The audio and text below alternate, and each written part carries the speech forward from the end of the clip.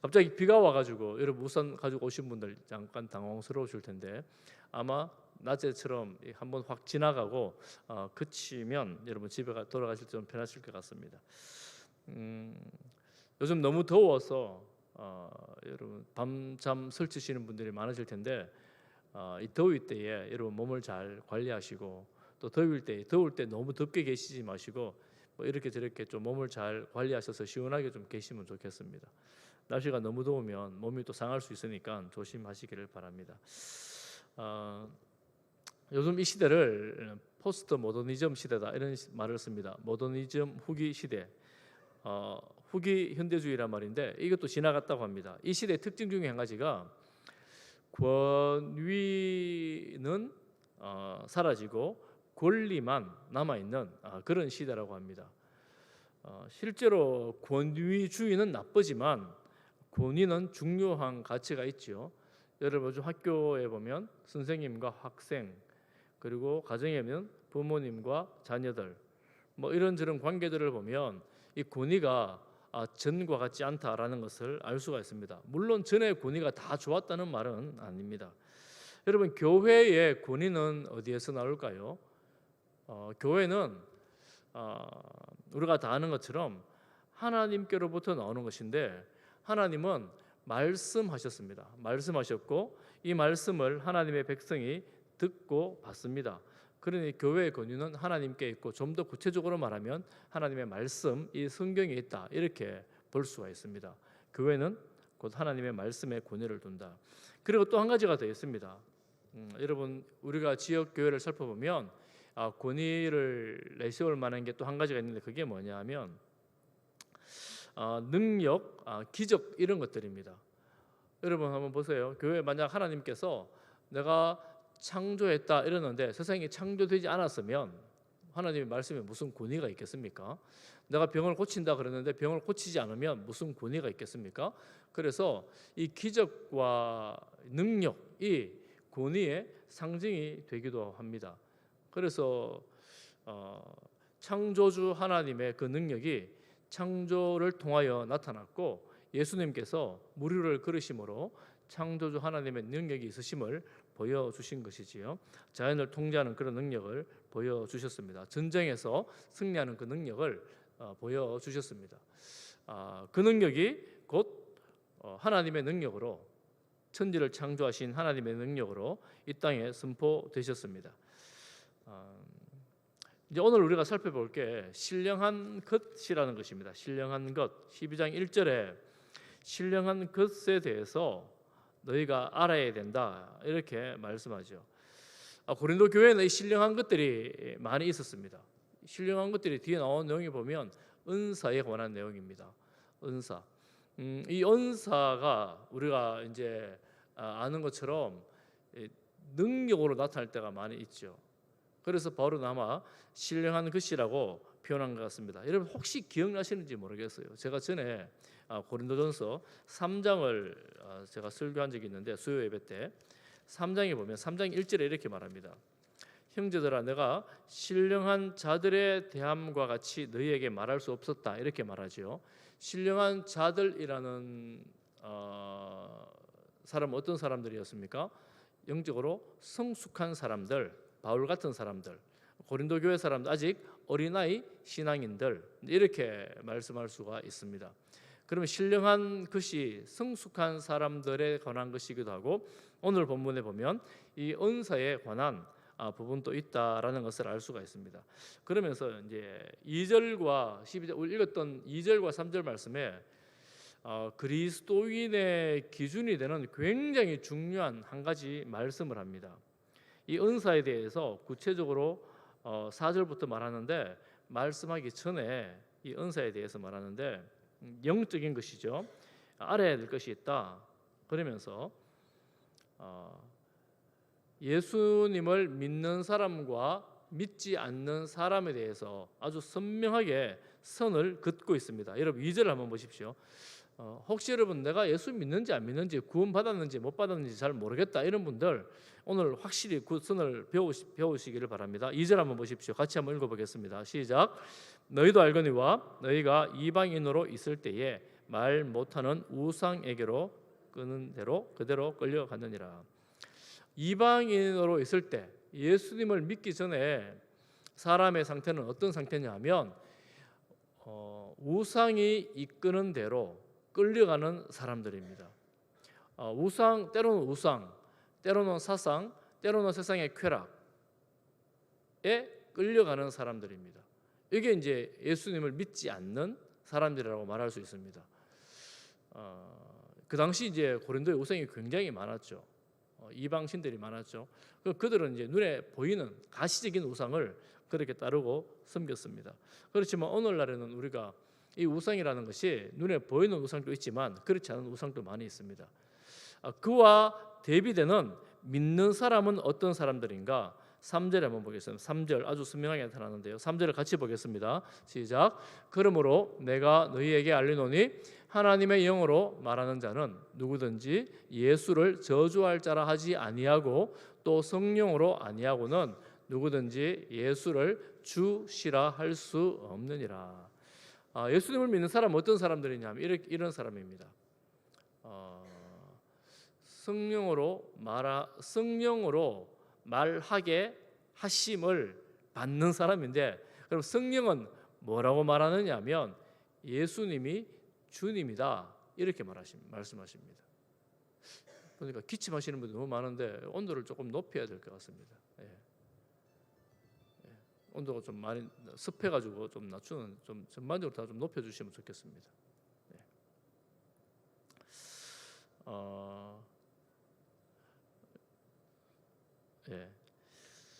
여러분, 성령께서 우리 가운데 오실 때에 예수님에 대해서 아주 명백하게 가르쳐 주시는 게 있는데, 그게 뭐냐면 예수님이 우리의 주님이다 하는 것입니다. 이렇게 고백하게 하십니다. 여러분, 예수님을 주님이라고 고백하십니까? 혹시 여러분 아직 예수님이 내 인생의 나의 주인이야, 주님이야 라고 고백하지 못하신다면 내가 이제 구원받은 사람인가에 대해서 한 번쯤 생각을 조금 해볼 필요가 있습니다. 오늘 그렇게 말씀하죠. 성령님은 우리를, 예수님을 주님이라고 고백하게 하십니다. 그 대신 믿지 않는 사람, 이방인들은 예수님을 주인으로 섬기는 사람이 아니라 이방 우상들, 어떤 사상들, 육체의 쾌락들, 이런 것들을 신으로 섬기면서 내 인생을 거기에 걸고 살아가는 사람들입니다. 너무나 대비가 되는 그런 사람이죠. 오늘 왜 이 말씀을 하느냐면 교회에 있는 은사에 대해서 말씀하시는데, 이 은사는 누구에게 상관되는 것이냐면 바로 이런 사람들에게 상관되는 것입니다. 누구요? 예수님을 주님이라고 고백하는 사람들. 그 교회 밖에서는 상관이 없는 거예요. 은사를 가지고 교회 밖에 있는 사람들하고 이야기할 게 아니라는 겁니다. 그런데 이방인들도 오늘 보지만 이런 은사가 나타나요. 다른 신에도, 다른 종교에도 은사들, 방언 이런 게 있습니다.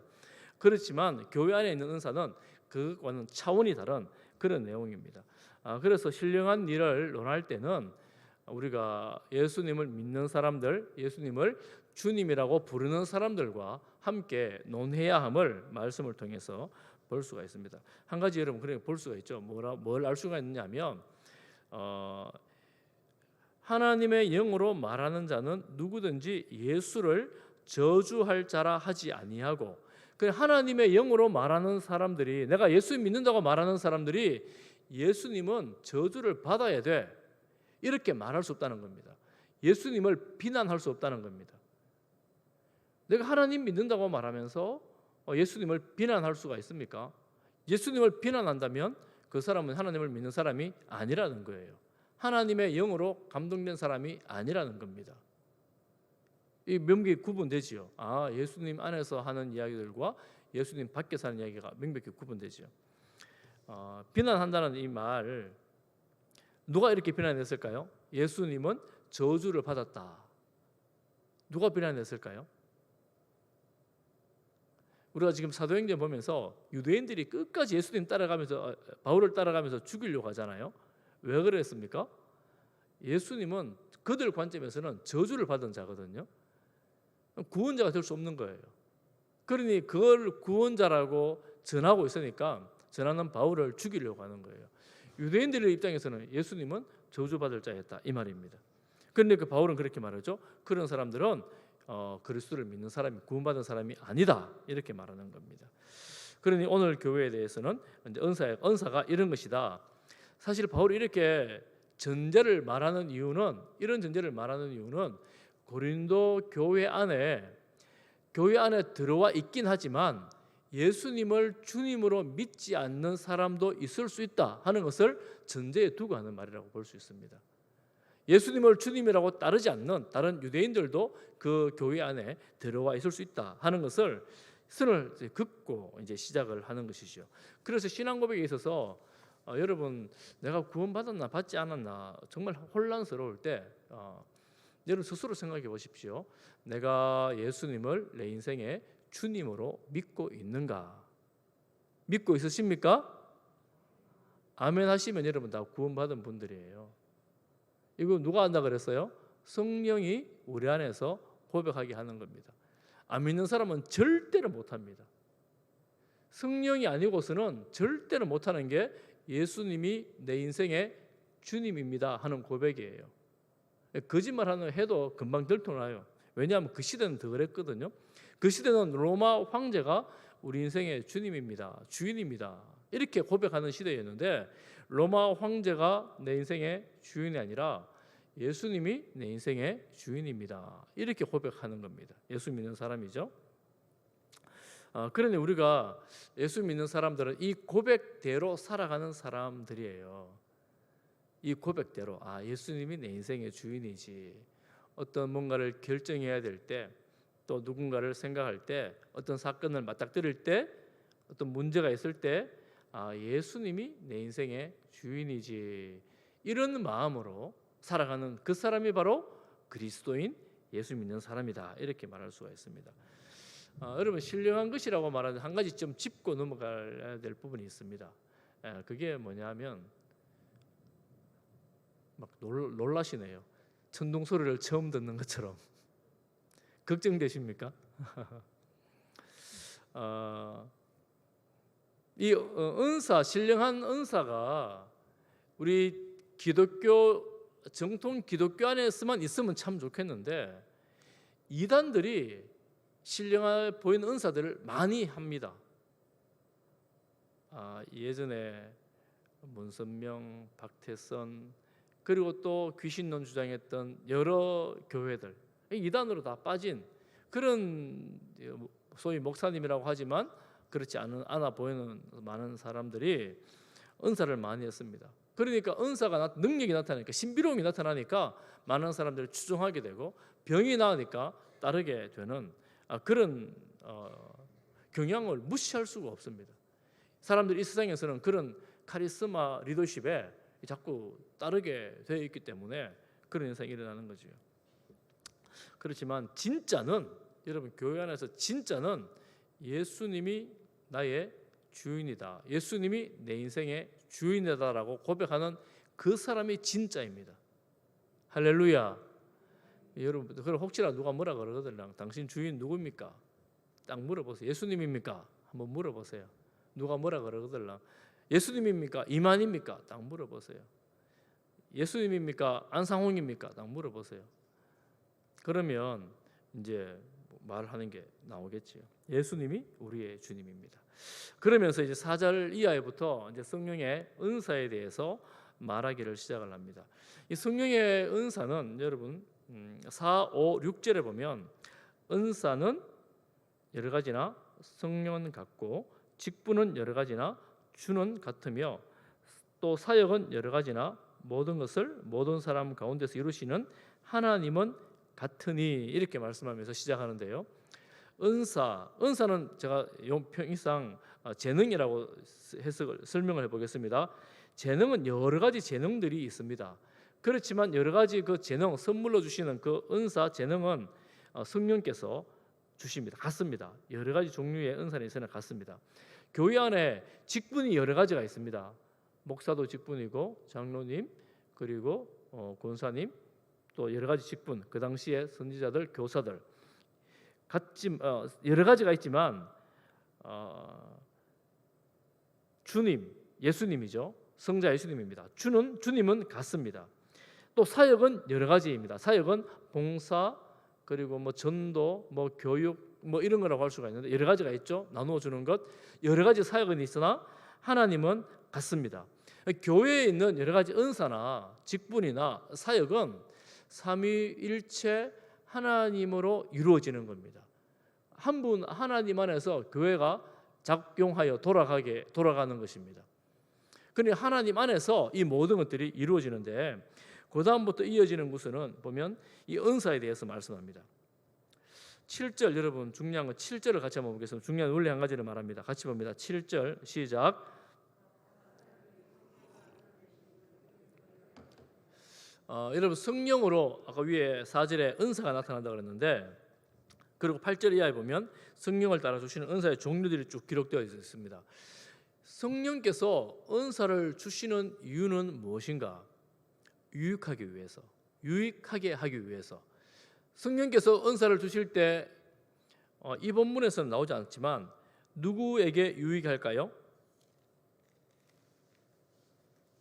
누구에게 유익할까요? 이게 여러분 참 중요합니다. 왜냐하면 신비로운 능력이 있잖아요. 병을 고친다든가 혹은 뭐 방언이라든가 혹은 우리가 잘 보지 못하는 능력이 나타날 때 굉장히 사람들이 놀랍니다. 집중됩니다. 그러면 이제 사람들이 혼란스러워지기 시작합니다. 어떤 면에서 혼란스러우냐면 저 사람에게 뭔가 내게 없는 신비로운 능력이 있으니까 내가 저 사람을 더 추종하거나 더 따르거나 무슨 일이 있으면 그 사람에게로 찾아가게 되죠. 그런 경향이 생기잖아요. 그러면 이 하나님께서 그에게 주신 은사라는 그 선물이 누구에게 유익한가? 여러분 누구에게 유익하겠어요? 은사자 개인에게 유익하게 될 가능성이 아주 농후해집니다. 은사를 가진 사람. 왜냐하면 집중되기 때문에.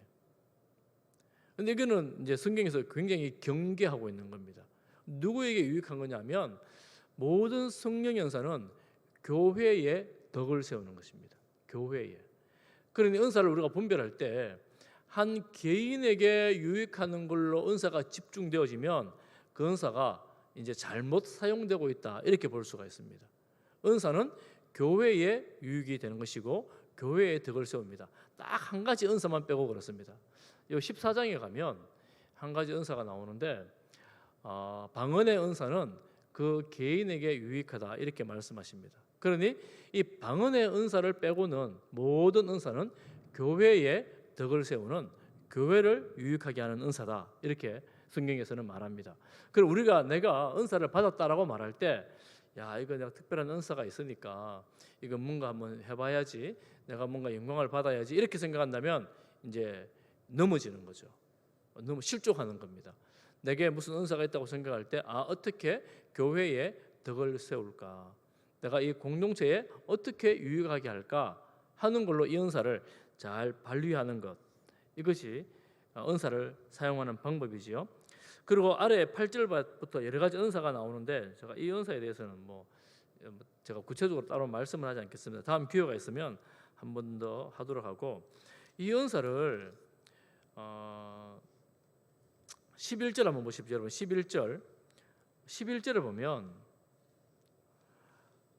이 모든 은사들은 한 성령께서 행하셔서 그의 뜻대로 각 사람에게 나누어 주시는 것이다 이렇게 말합니다. 이어지는 12절부터 보면 지체 비유가 나옵니다. 지체 비유를 제가 여러 번 말씀드렸기 때문에 구체적으로 내용을 말씀드리지 않겠습니다. 여러분 만약에 여러분들이 이 예수님을 머리로 한 지체라면 여러분 몸에 어떤 부분이 되면 좋겠어요? 여러분들 같으면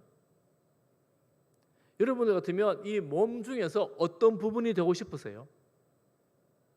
심장이 끊어지면 죽으니까 나는 가장 중요한 심장이 될 거야. 되고 싶어. 아니면 다 볼 수 있는 눈, 아니면 앞에서 말하는 입, 아니면 누군가를 도울 수 있는 손, 갈 수 있는 발. 이제 이어지는 구절에는 은사를 이렇게 표현합니다. 각 지체들로. 그런데 여러분, 몸을 지체가 원하는 대로 준 게 여러분이 원한다고 그렇게 간 게 아니지 않습니까? 이 지체는 태어날 때부터 그렇게 주어진 겁니다. 은사가 태어날 때부터 주어진 것은 아니지만 하나님께서 하나님이 원하는 대로 주신다, 이렇게 말씀을 합니다. 그래서 우리가 이제 교회 안에 있으면서 참 어려운 게 이런 부분이에요. 어떤 부분이냐면 저 사람은 너무 참 지혜로운, 말씀을 너무 잘 가르치는 지혜로운 은사가 있어요. 나는 말씀을 아무리 읽어도 무슨 말인지도 모르겠어요. 하나님, 나는 왜 이렇게 무식하게 해가지고 왜 모르게 하시고 저 사람은 저렇게 좋은 은사를 주셔가지고 저렇게 빛나게 하십니까? 이렇게 생각할 수 있다는 거예요. 또 어떤 분들은 하나님, 저 사람은 어떻게 저런 사업에 수완을 주셔가지고 저렇게 참 물질로 하나님을 섬길 수 있는 그런 은사를 주시고 나는 이렇게 가난하게 살아가지고 이렇게밖에 못 섬기게 하십니까? 이런 마음을 가질 수가 있다는 거죠. 또 어떤 사람은 특별한 재주가 있어가지고 저렇게 아름답게 찬양을 하는데 나는 뭐 음치가 되어서 찬양도 못하고 하나님 이렇게 만드셔가지고 어떻게 하라고요? 이런 마음이 들 수 있다는 겁니다. 그런데 여러분, 이렇게 우리가 다른 사람을 볼 때, 비교하면서 볼 때 우리가 속상할 수 있는데 주님 뭐라고 말씀하시느냐 하면 그거 다 내가 알아서 준 거다. 내가 알아서 준 거다, 이렇게 말씀하시는 거예요. 그러면서 서로 원망하지 말아라.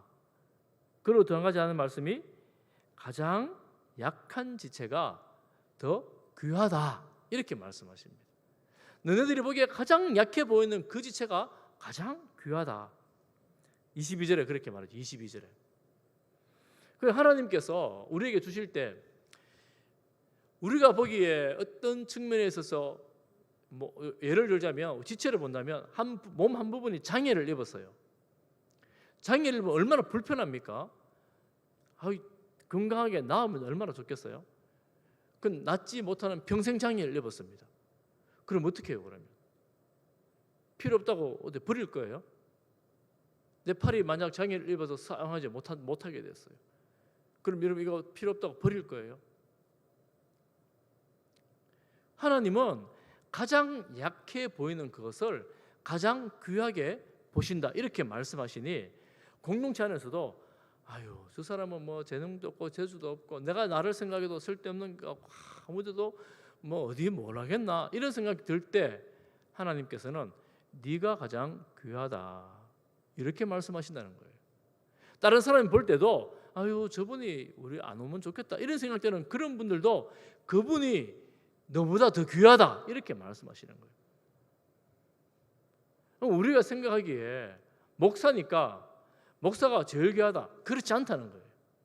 그렇지 않고 참 약해 보이고 별로 쓸데없어 보이는 그 지체를 가장 귀하게 보신다, 이렇게 말씀하십니다.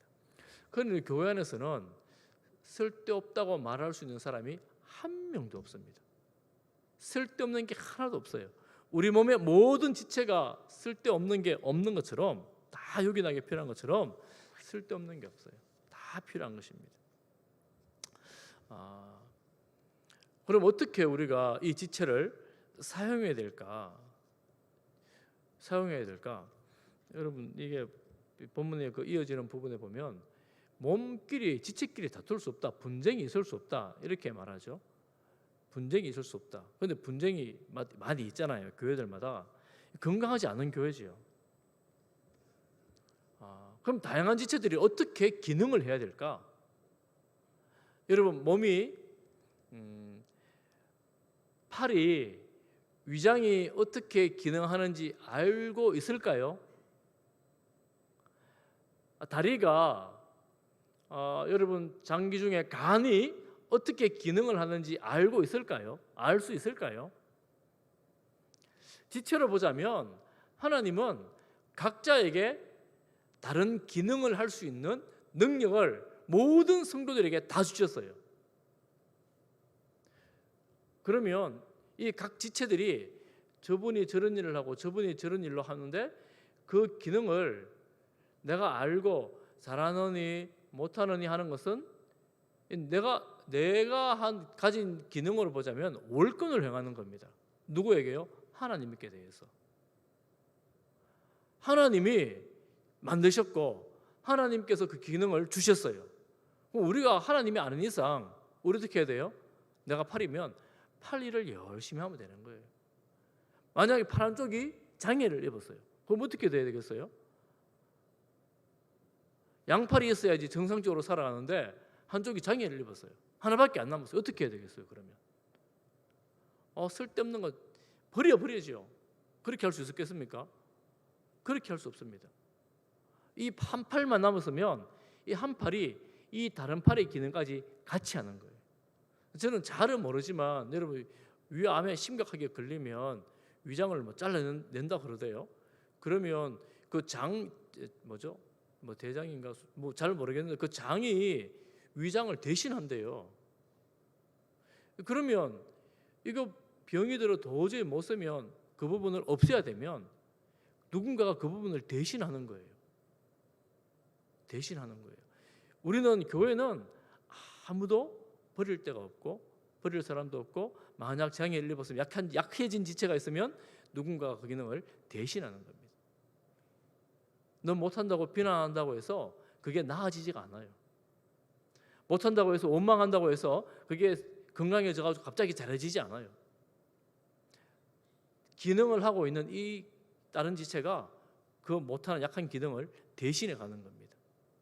이게 지체론으로 보면 교회가 그렇게 저절로 작동이 되는 거예요.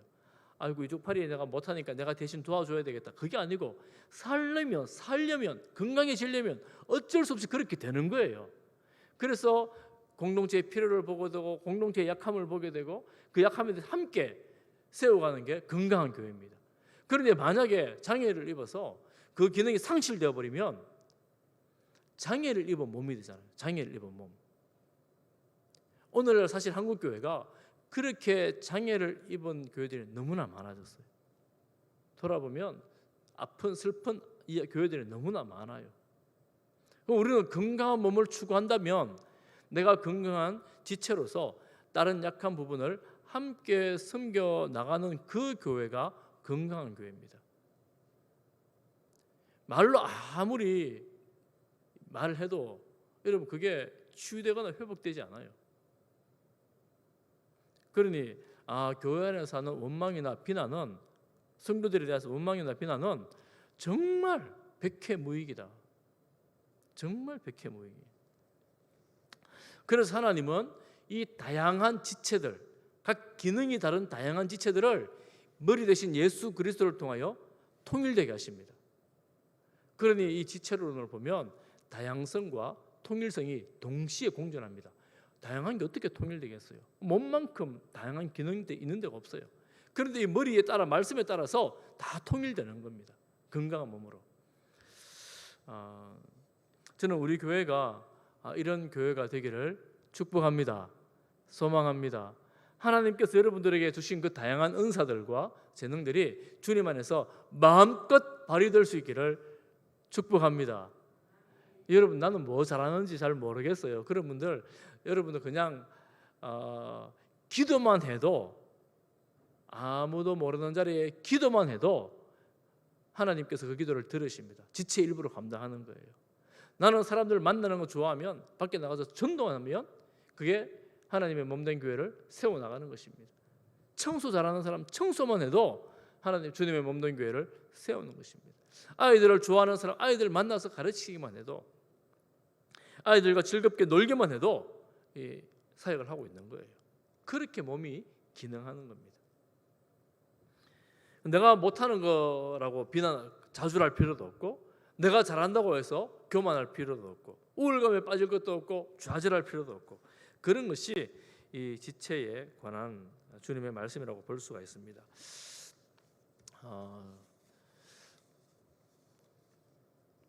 말씀을 마무리합니다. 우리는 예수님을 주인으로 섬기는 하나님의 백성들, 주님의 자녀들이죠. 예수님이 나의 주인입니다. 이렇게 고백할 때 우리 모든 사람들은 나의 지체가 됩니다. 지체가 됩니다. 그러니 귀하지 않은 분이 아무도 없어요. 얼마나 귀한지 몰라요. 한 몸이고 내 지체니까, 내 몸이니까 얼마나 귀합니까? 그러니 약한 지체를 만약 보신다면 어떻게 해서 약한 거를 내가 잘 도와줄까? 내 몸의 건강을 위해서. 또 내가 이런 걸 잘한다면 숨겨두지 않고 내가 이런 부분을 이렇게 잘 섬겨야지, 이름으로 섬길 수 있는 것. 여러분, 이런 마음으로 여러분 하나님께서 여러분들에게 주신, 저희들에게 주신 은사들을 잘 활용하여 더 건강한 몸으로 우리 교회를 세워갈 수 있기를 간절히 소망합니다. 여러분, 오늘 기도할 때 여러분 생각해 보세요. 하나님, 저에게 주시는 은사는 무엇입니까? 제가 무엇을 잘 감당할 수 있을까요? 그리고 마지막에 12장 13절 말씀에, 우리 12장 성경 한번 보십시오. 12장 13절 다 읽고 마치겠습니다. 12장 13절 31절 12장 31절 같이 봅니다. 시작. 너희는